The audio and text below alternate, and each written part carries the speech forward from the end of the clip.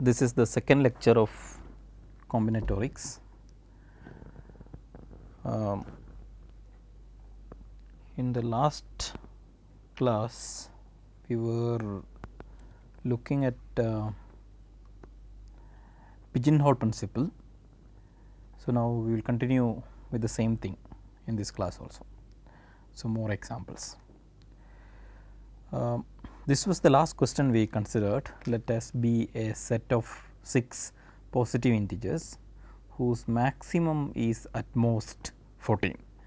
Then the sums of the elements in all the non-empty subsets of S cannot be all distinct. So, we told that this S. So, we wrote it like n1, n2, say n6, where n1 is strictly less than n2 is strictly less than say n6, right, and we know that n6 is less than or equal to 14, right. And now what we are interested in is the non-empty subsets of S, because there are 6 elements in S. There are 2 to the power 6 minus 1 is equal to 63 subsets of S. So, take a subset A of S A, right. Then we are interested in sum of A. Sum of A means sigma of A element of A. That means the members of A are summed up here, because these are numbers, right. So, maybe you can write it as Ni element of A.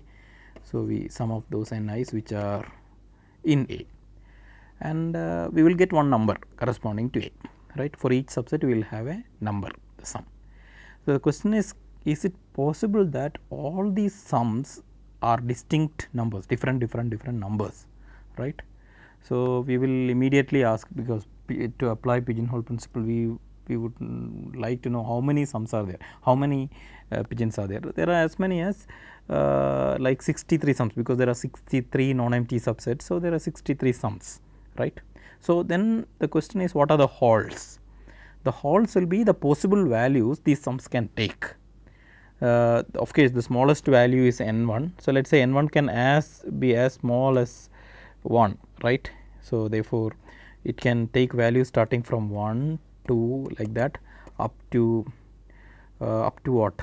Up to the sum of all these things can be a possible value, right.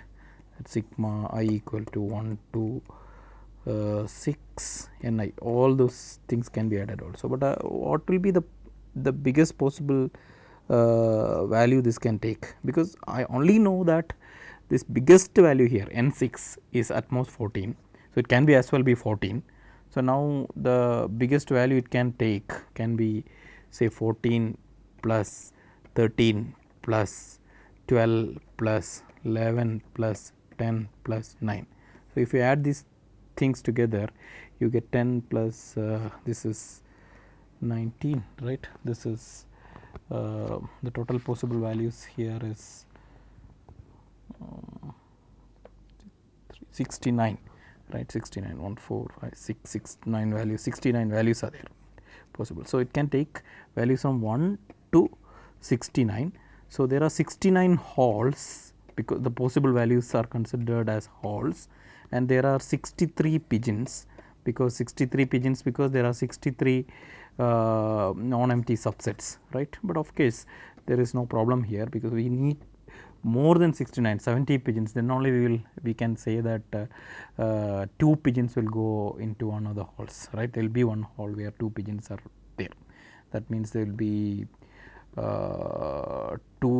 subsets which will get the same value, right. Here that is not possible. So, what can we do? There are 2 possible ways.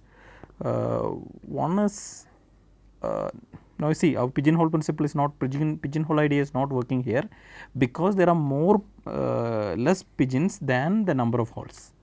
There are 63 pigeons alone, because there are 63 non-empty subsets available, and but then there are 63 possible values.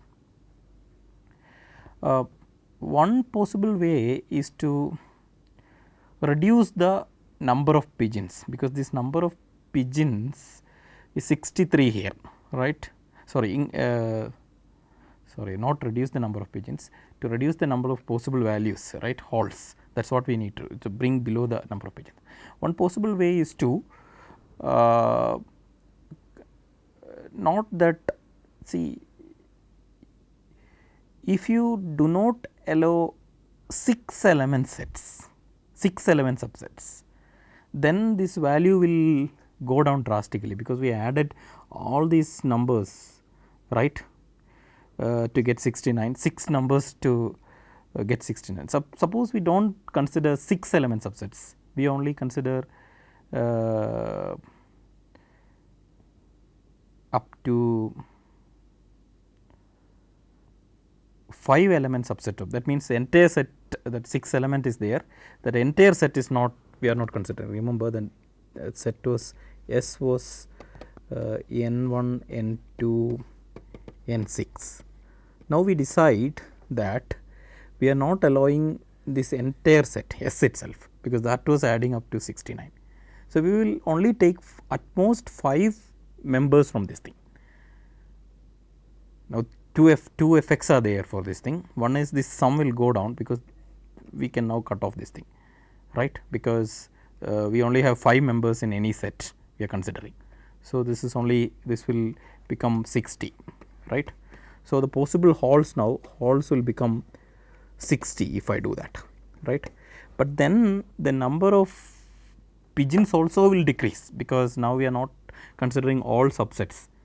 But luckily that decrease is not that much, because see, when you say I am only taking subsets of cardinality either 0, sorry, either 1 or 2 or 3 or 4 or 5, not 6 itself, the only subset we are losing is the full set itself, namely S, because that is the only subset which contains 6 elements, right.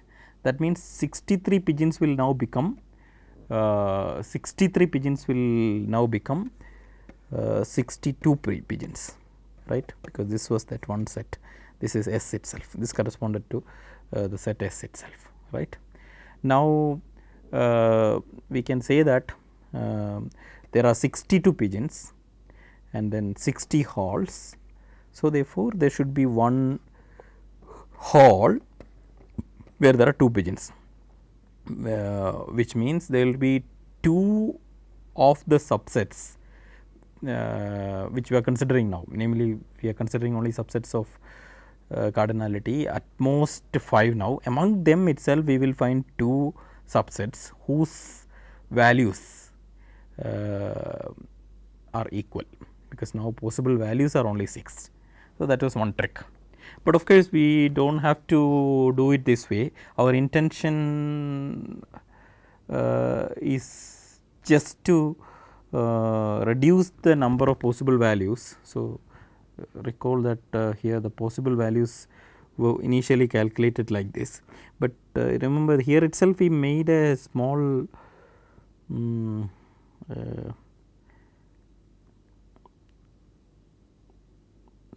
right. So we can notice that for 69 possible values we will need n1 to be as big as 9, because remember n1 is the smallest here, n2 is the second smallest, n3 is the third smallest, and this is n6.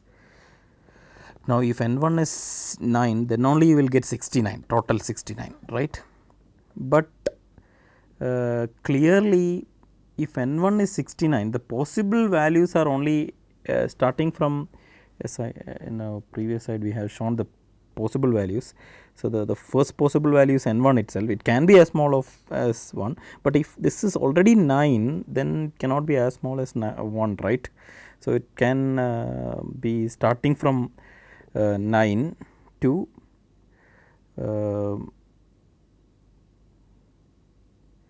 right, starting from 9 to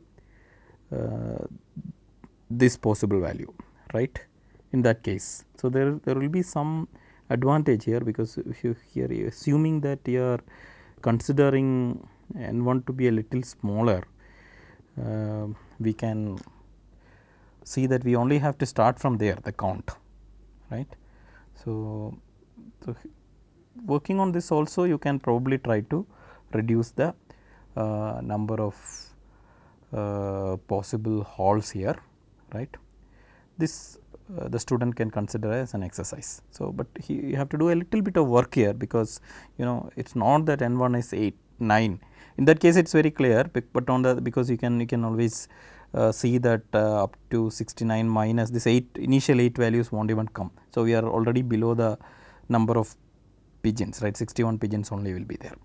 But suppose n1 was little smaller, then what will happen? Suppose n1 was 7, but then you see the total sum will also be up to this plus 7, then you can minus the corresponding thing, right. So, still 61 only will come.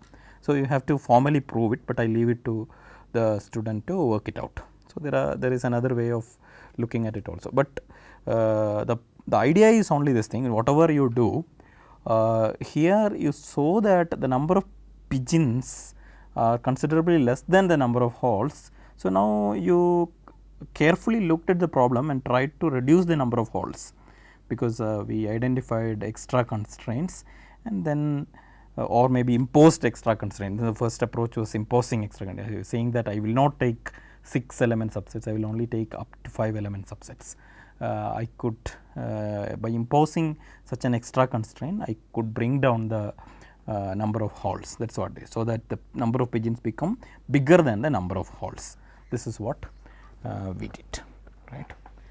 So, here also this was also a nice example to show that. And again let us see the next one. Here is another question. Let m be an odd positive integer, then there exists a positive integer n such that m divides 2 raised to n minus 1. This is what we have to show. Here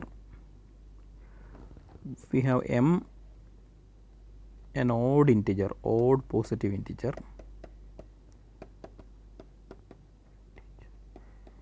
We are asked to show that there exists a number of the sort 2 raised to n minus 1 such that m divides 2 raised to n. For you can take some number, say 7, m equal to 7, right.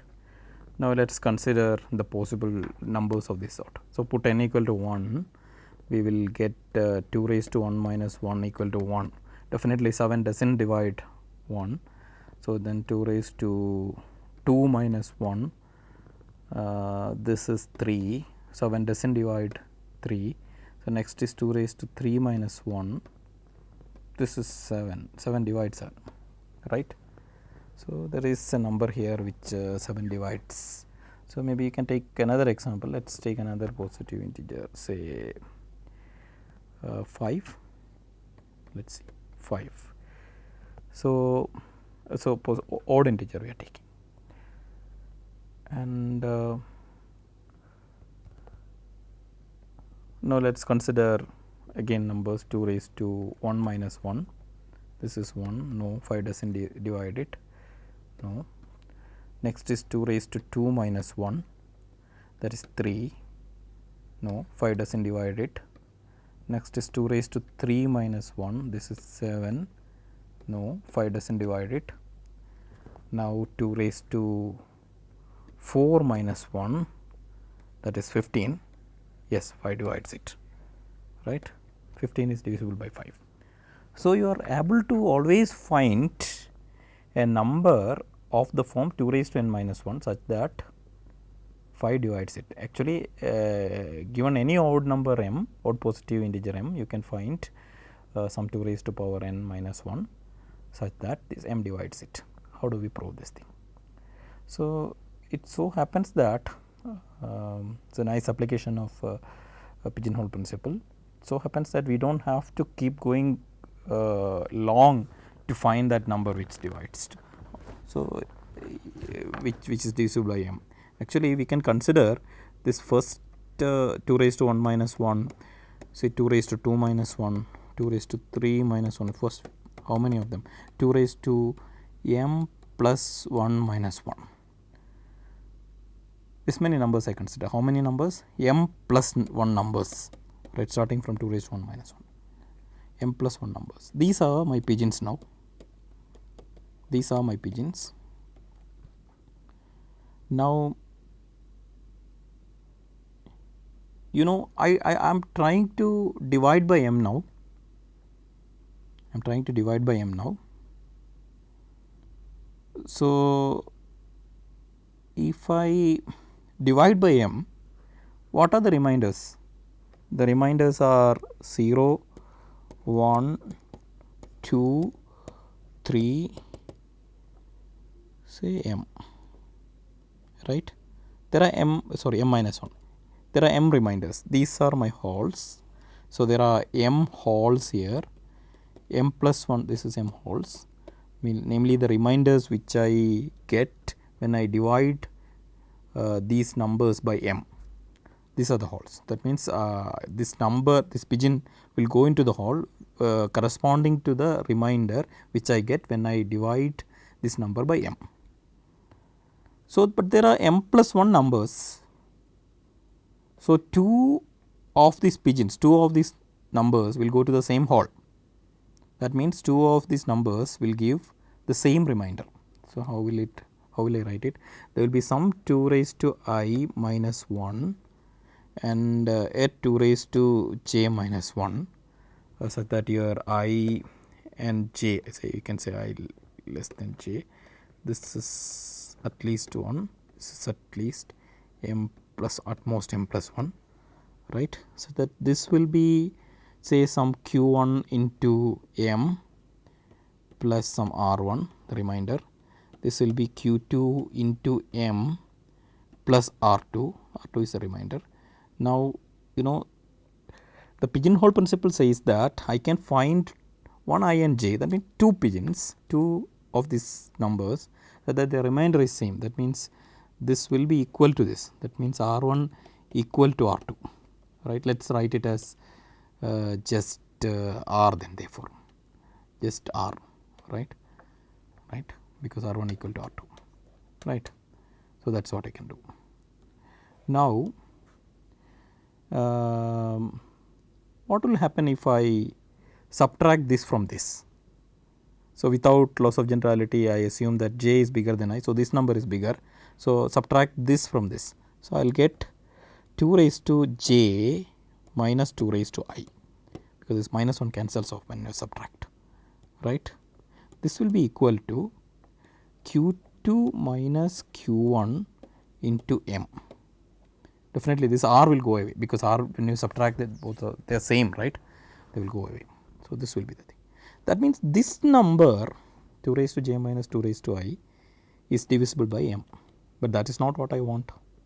What I want is that some 2 raised to n minus 1, some number of the form 2 raised to n minus 1 is divisible by m, but this I can write as 2 raised to I, because that is the smaller of these 2, into 2 raised to j minus I minus 1, right. This number can be factorized like this. So, m divides this number. So, that means, but m is an odd number, remember. So, m, you can consider the prime factorization of m. None of the prime factors of m can come from this 2 raised to I, because 2 raised to I contains only 2's, and here in m there is no 2. If you consider the prime factorization of m, they are all odd primes there in this thing. So, how many ever primes are coming, they are all odd, and whichever powers of primes are there, right, none of them will be contributed by 2 raised to I. So, if this divides this number, each of those prime factors should be available in this thing, and at least as many times as it appears here. That means, for instance, some prime p1 appears k1 times here in this thing, then definitely p1 raised to k1 should be a divisor of this also, right, 2 raised to j minus I minus 1 also. Therefore, it follows that this m has to divide this alone. So, we can just strike this off, this is enough for me. So, we infer that m divides 2 raised to j minus I minus 1. So, we take n equal to j minus I, that is all, right. So, we have shown that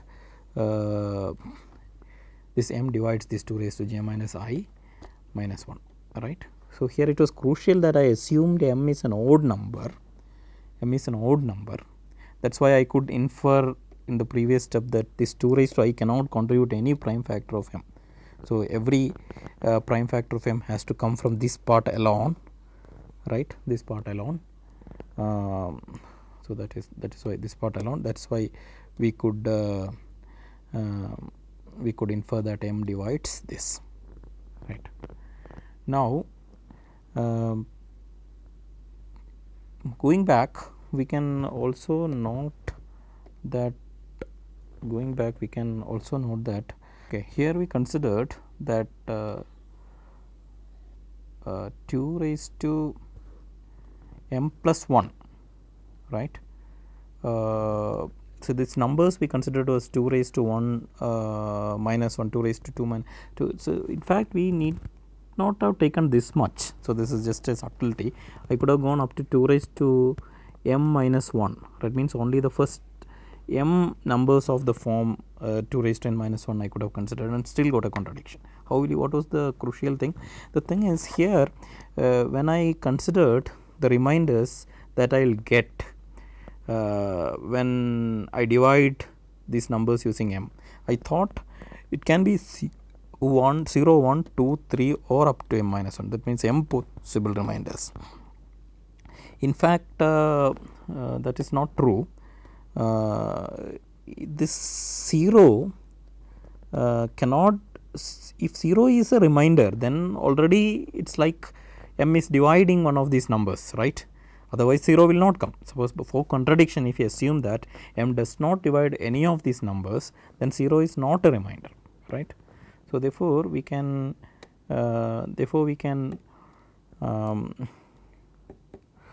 assume that 0 is not there in the list of reminders. So, only m minus 1 reminders are there. So, there are now m numbers are the pigeons.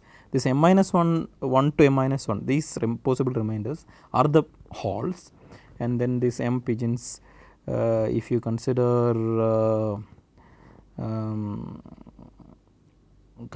occupying the halls, then we can definitely say that 2 other pigeons should occupy the same hall, and then the same argument, this argument can be, that means there will be a 2 raised to m minus 1, 2 raised to j minus 1. This time I can say that I and j is in between 1 and m, not m plus 1, right, and when you subtract it, you will get the same thing, and so the same argument holds good. So, this is how we should solve it. So, we can consider a similar problem now. So, yeah, so the similar problem.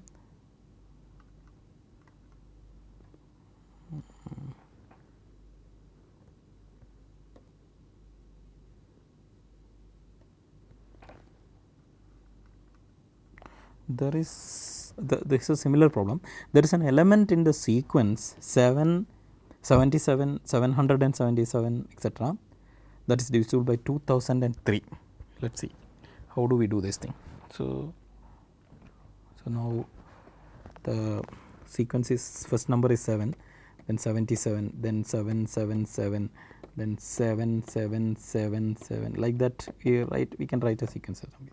So, consider this number 2003. We claim that this will divide one of these numbers.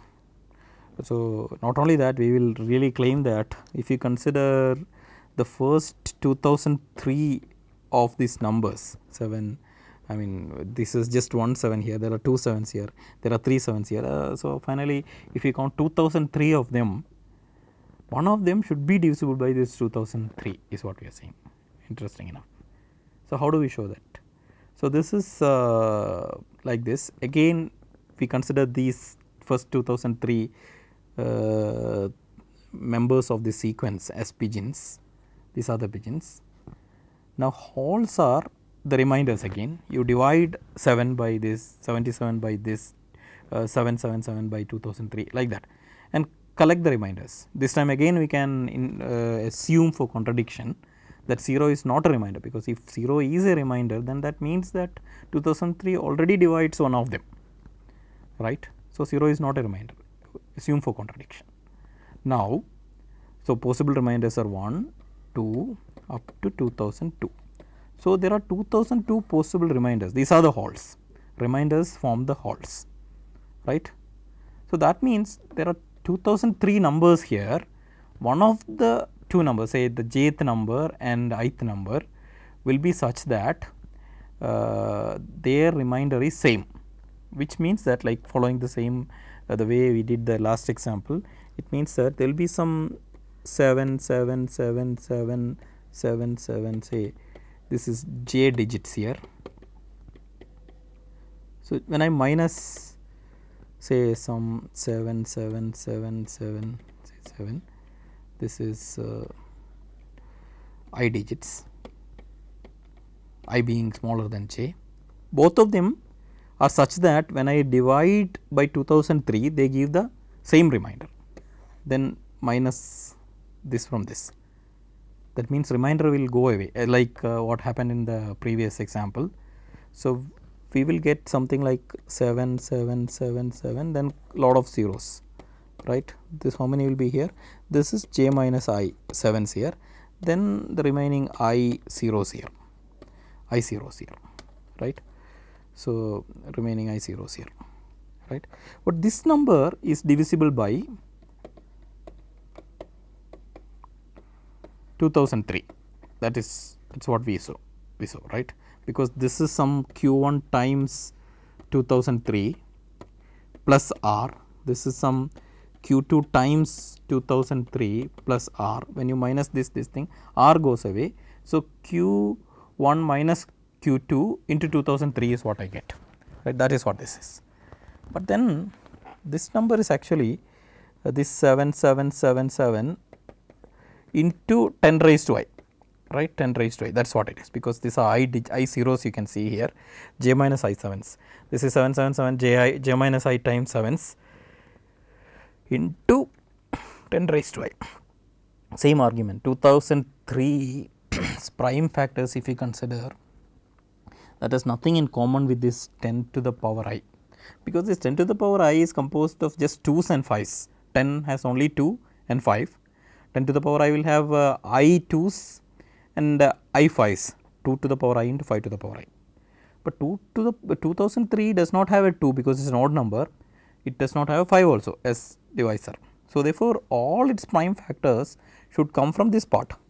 So what we can infer now is that 2003 divides the 7777 with I j minus I digits, right? So that is the inference. And it is interesting that we did not have to go a long distance to get this thing. We, to show that 2003 divides this number, we only needed to go only 2000 up to 2003 members of the sequence, 2003 members, because there we already see that the pigeonhole principle starts working, right? So this is how it worked. Now the next one we want to consider is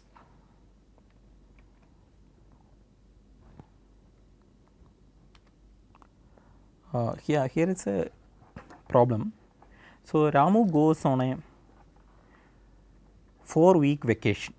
4 week means 28 days, 7 into 4. So what he does is, while going, maybe he is going to a place where he cannot buy chocolates, maybe into some forest or something. So he takes in his box 40 chocolates. He takes 40 chocolates with him, and he is in the habit of eating at least one chocolate every day. At least one chocolate he has to eat. And what we now have to show is that there exists a span of consecutive days during his vacation, right? Consecutive days during which he eats exactly 15 chocolates. So what are we trying to prove now? So this Ramu's, we can make a chart now. For instance, this is day 1, this is day 2, this is day 3. So 28 days he has, right? So let's write down the number of chocolates he has eaten. A1 here, this is A2 here, this is A3 here, and this is A28. you know, it's every day he has eaten one chocolate. That means he hasn't finished off the chocolate. He didn't eat all the chocolates in the first day itself. He has some idea about right, how many remains. 28 days are there, only 40. He won't eat too much, so he will calculate that. He will keep that keep in mind that every day he has to eat one chocolate, right. So now what we want to show is, so there will be some consecutive span of consecutive days, the ith day, I plus 1th day, I plus 2th day, I do not know how many days, some span of consecutive days. It can be just one day also. And if you count these numbers, see this ai plus 1, these numbers if you add up, you will get exactly 15. That means the number of chocolates he has eaten is exactly 15. Such a span of consecutive days you will get is what I will say. So you will wonder what is so surprising about it. It's just that you need to get the exact number 15. For instance, you may see that what is this? This can be 1, this can be 2, this can be 3. So you will add up like 1 plus 2 plus 3 plus. So now 3 plus 3 is 6, maybe 4, 15. Next, if he eats 5, it will be done. Maybe he will not eat 5 then. 1, he will try to avoid getting a 15. So then every time when he eats, he will make sure that he will go backward and see that see what are the possible numbers which he can produce by eating this number. He just try to make sure that he never produces 15. But we are saying that it's not possible. At some point of time, he will have to allow that one consecutive stretch of numbers. If somebody adds up the number of chocolates he has eaten, it should be 15. Why is it so? So we will give an explanation of this thing using pigeonhole principle. So there are 28 days. Let us say we will define a variable x1, so which is equal to a1. That means the number of chocolates he ate during the first day. So by the end of evening of the day, by the before he sleeps, he will just count that, okay, I have already finished this a1 chocolates. X2 means the second day night. So he has finished how many chocolates? That is a1 plus a2, right? 2 chocolates he finished. X3 means the third day, how many chocolates he has finished? a1 plus a2 plus a3. That means the number of chocolates he has eaten. The first day is a1, the second day he has eaten a2 chocolates, and third day he has eaten a3 chocolates, and so on. Like that, he will have 28 numbers like that, right? This is a1 plus 28. One thing you can observe about these numbers is that this x1, x2, x3,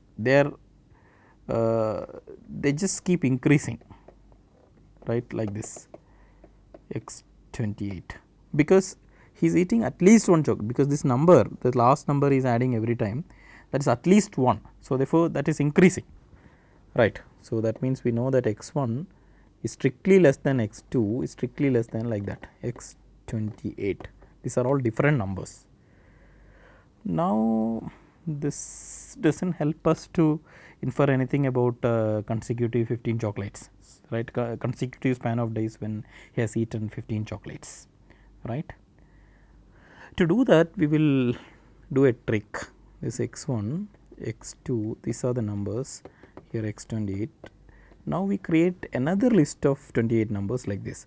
Say x1 plus 15, this is one number, x2 plus 15 is another number, and like that, x28 plus 15. So we just shifted each number by 15, added 15 more to that. Here also, because these numbers were distinct, these numbers also will be distinct, but we do not know whether sum of these numbers is equal to this or not. Now that is exactly what we are trying to show. Some of the numbers have to be equal, because there are 28 numbers in this line, 28 numbers here, total we have 56 numbers. But then what is the possible values? Maybe the smallest number can be 1, x1 can be 1, right. But the biggest number, because this is only maximum 40, because here this is only maximum 40, x28. right? Because he didn't have more than 40 chocolates. He can only eat 40 chocolates even in the 28th day, by the end of the 28th day. So 40 plus 15 is 55. So the values these numbers can take, x1, x2, x28, or x1 plus 15, x2 plus 15, the values these numbers can take are from 1 to 55 only. So these are the halls, the values it can take, these are the halls 1 to 55. The pigeons are these numbers themselves. There are 28 here, 28 here, 56 pigeons are there. So 56 pigeons and 55 halls. So there should be one hall where 2 pigeons are sitting. That means 2 of these numbers should have the same value. What does it mean? There should be some xi such that that is equal to some xj plus 15. See, definitely xi has to be bigger than xj, otherwise how can xi be equal to xj plus 15? So that means I has to be greater than j. This is what we are saying, right? So what does it mean in this picture? Here yeah, so here some xi, sorry, xj and some xi, right? Later, much later, some xi has come. So this is the ith day, sorry, jth day, j plus 1th day up to xjth day. How many chocolates he has eaten? Because this is the number of chocolates he totally finished by the end of ith day, say xi, right? And this xj is the number of chocolates he finished till jth day, till the end of jth day. That means if I minus xj from xi, what I get is the number of chocolates he ate on j plus 1th day plus the number of chocolates he ate in j plus 2th day till ith day, right? So therefore this xi minus xj will give me the number of chocolates he ate in the consecutive span of days starting from j plus 1 to I, and that equal to 50. That's what we did. Now we took it to this side. So this is what we have proved. Actually 15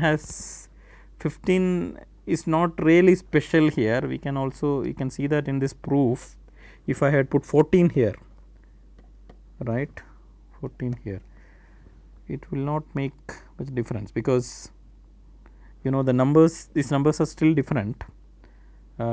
We still get 56 numbers. Now here the possible numbers will be even smaller, that's all, 54, right? So therefore there also the theorem is applicable. So even 14 comes. So it's very interesting that not only 15 in consecutive span of days he has eaten, also some other span of days he has eaten 14 chocolates, right? So it's not immediate that when we start thinking about this problem we won't immediately imagine that such a thing can be true, right? So that is interesting that simple application of pigeonhole principle can show us this result, right? Now the next one, so we have seen several questions involving numbers where we can use pigeonhole principle and get some non-trivial statements. So many are, so of course they are not very theoretically very interesting many times, but then they are interesting puzzles, of course. Otherwise, you know, it's very in many places we have used this pigeonhole principle in clever ways, that so we are a bit surprised that okay, our result is coming out this way, right? So now we will look at some questions in graphs which are a little more interesting that way, in the literally more theoretically interesting. So it is let's see, not very deep, but still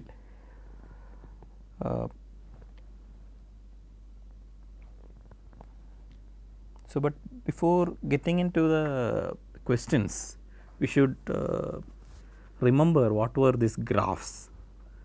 So as I told in the beginning, in the last class, I am not going to get into very elementary details. I am expecting the student to know a little bit of definitions and all. For instance, I would expect the student to know what a graph is. I will not get into the formal definition of the graph.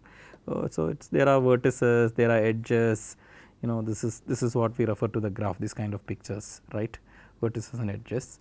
So formal definition of what vertices are, what edges are.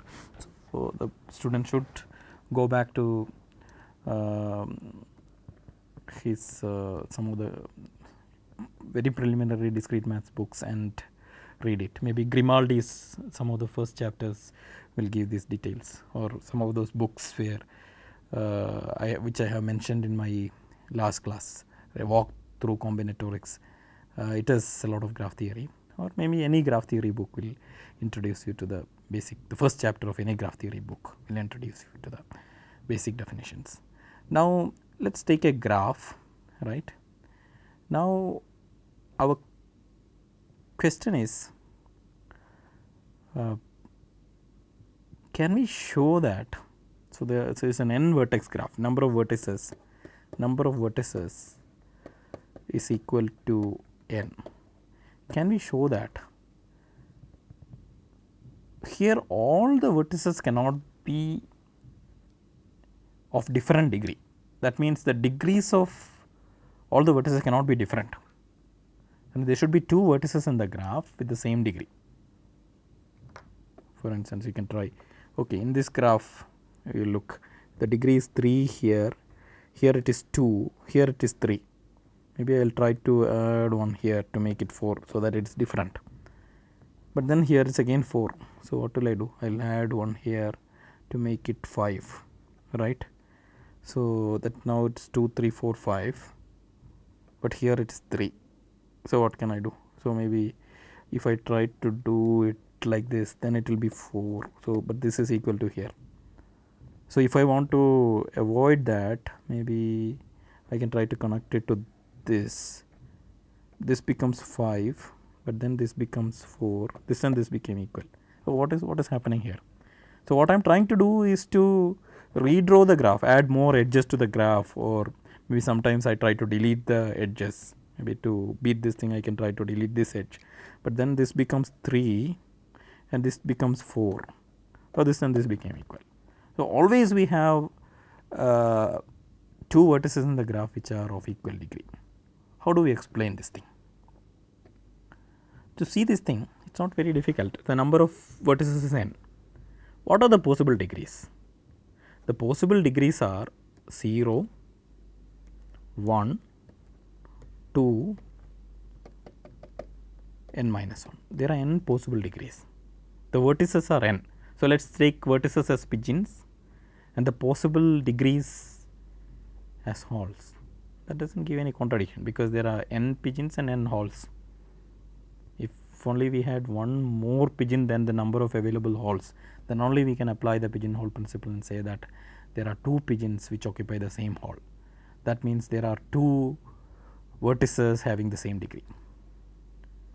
But one thing I can immediately notice is, suppose I am only talking about connected graph. The connected graph means, so this was a connected graph. For instance, if I put just a vertex here which is not connected to any of them, that's a disconnected graph, right? Maybe even I draw something like this, right? This together is a disconnected graph, right? So this thing.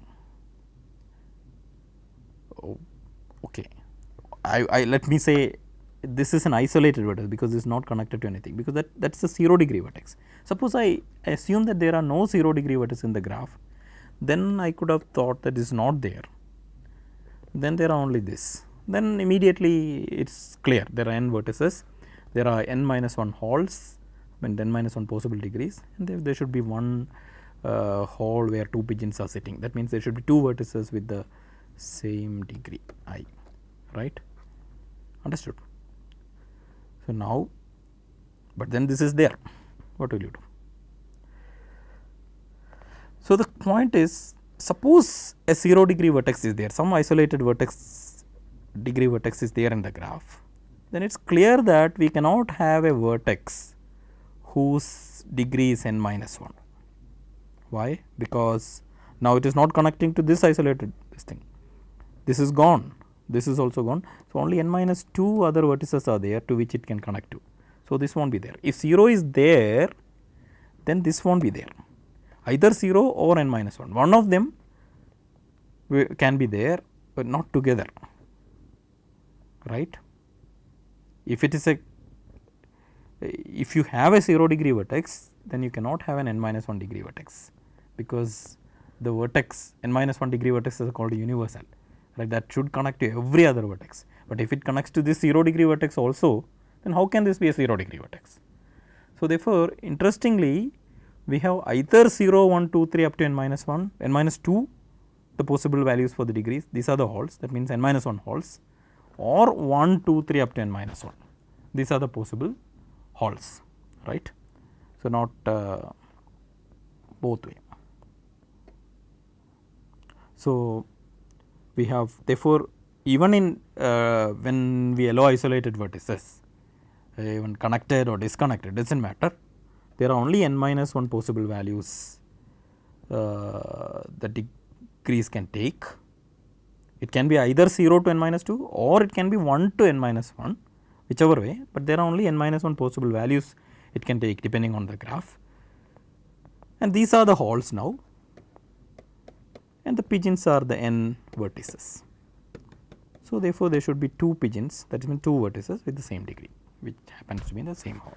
This is what it is, right. Now, the next question we want to address is again a graph question. Before that, let us mention the generalized pigeonhole principle. Up to now, we were always saying that there are more than n objects and these are partitioned into n classes. Therefore, there should be one class which contains at least 2 objects, means more than 1 objects. Now, let us say we have n k objects, n times k objects, and which are partitioned into n classes.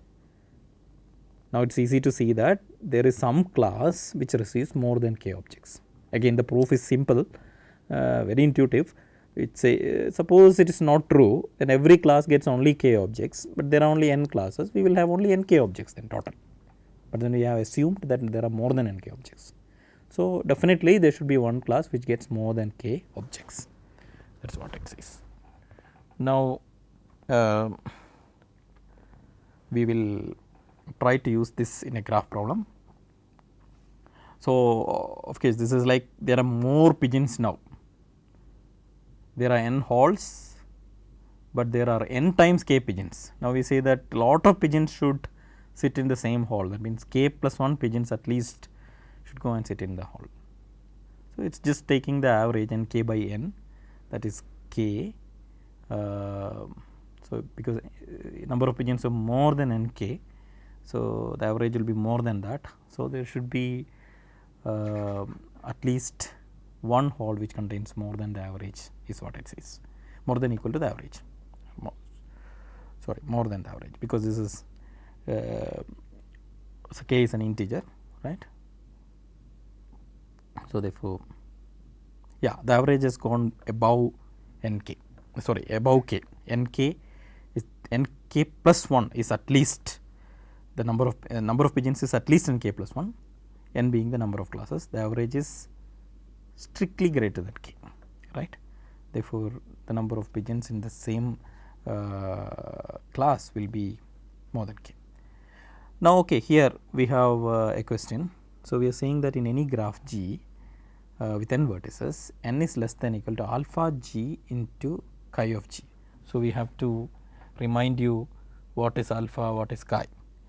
So, in a graph, alpha is the size of the maximum independent set. So, for instance, let us draw one graph. So, this is one graph.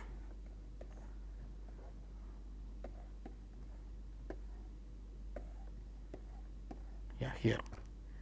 So, here I can mark an independent set like this. That means this is one member of the independent set. There will not be any edge between the members of the independent. This is another. So, this is another, say this is another, this is another, right. This forms an independent set. These yellow vertices here, if you look at them, they do not have any edge between them. this kind of subset of vertices such that no pair of them is connected between connected or adjacent to each other, such a collection of vertices is called an independent set. Now, for instance, if you take a complete graph means a graph where all the vertices are connected to each other, right? The cardinality of the maximum independent set, the biggest independent set, is going to be 1, because you can only take one. If you take one more, there is a connection between them. Here, what is the cardinality of the biggest independent set? Did I get the maximum one? So there I showed a 3-sized independent set. Sorry, 5-sized independent set. Now I could have done it in any bigger way. Doesn't look like. For instance, if I had taken, no, here from this part I can only take 2, and yeah, it looks like I cannot take more than 5.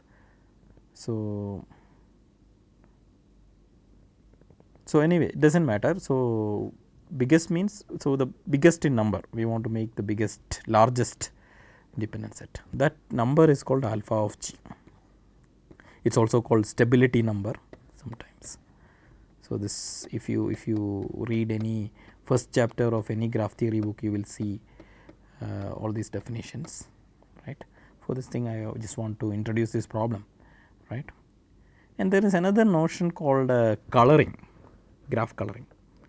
Coloring means, so again, so the coloring, you take a graph. So this time what we want is to give colors to the vertices. For instance, I want to give a color to this thing.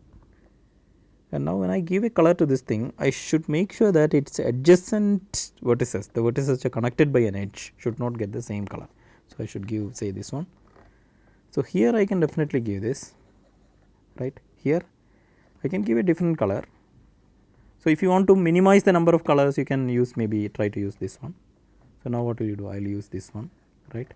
Here, so can I use red? No, I can maybe use, no, that's not correct. So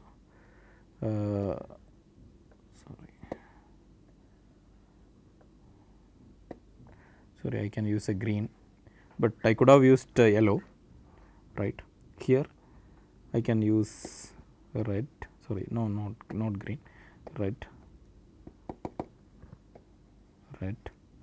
So here I can use, no, not red, because there is an edge here. Maybe I can again try to use yellow. Here I can use green, right? So I have used 1, 2, see, 1, 2, 3 colors, right? But this is not the minimum I could do, because I could have not 3. Yes, I have just used 3 colors. Could I have, one will wonder whether I could have done with 2 colors, right? For instance, if I had tried yellow here, right?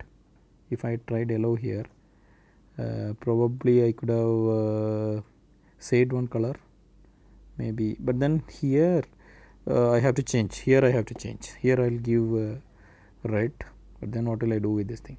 Yeah, I need one more color. It's not possible, right? So here I can, then I can give yellow here again.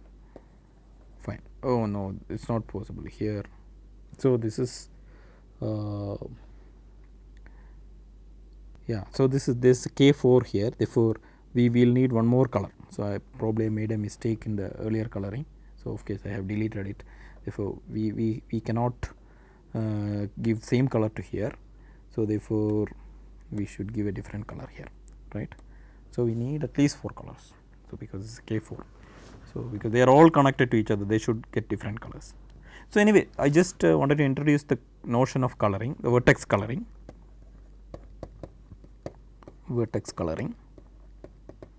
And the idea is to get a proper vertex coloring. Proper vertex coloring means we need to give colors to the vertices in such a way that the adjacent vertices, that means whenever there is an edge between two vertices, they should get different colors. The question is to minimize the number of colors. The minimum number of colors by which you can do this is called chi of g, right. But an interesting thing you can notice here, if you take one color class, so here yellow, right, this yellow, this yellow, this yellow, right, this yellow, this yellow, this yellow, this yellow, they form an independent set, interestingly, right. We studied what is an independent set just before. There is no edges between them.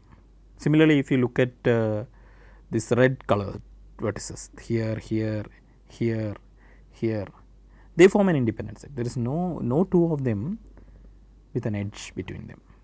So that's an independent. Similarly, this is anyway a singleton vertex, one vertex, that's an independent set by itself. Similarly, this one, right.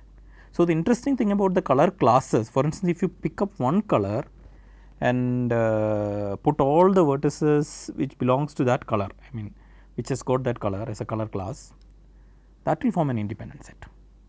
So if there are 4 colors, we have actually 4 independent sets. Every vertex has gone into one of these independent sets because every vertex has got a color, right. So we see that here the color classes form the halls. Here the color classes form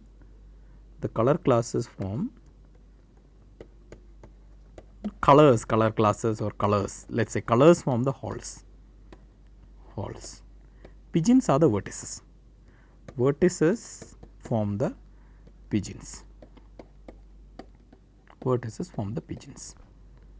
Color classes form the halls. Now here we have n pigeons, chi of g color classes, right. We have a coloring, right. So because we have chi of g color classes and n pigeons, right, what does it mean? There should be one color class which contains at least n by chi of g pigeons, right. So from this thing we will get n is greater than or equal to chi of g into alpha of g as required, right. This is what it says. So here we used a little bit of graph theory, but see, so we will see in the next class.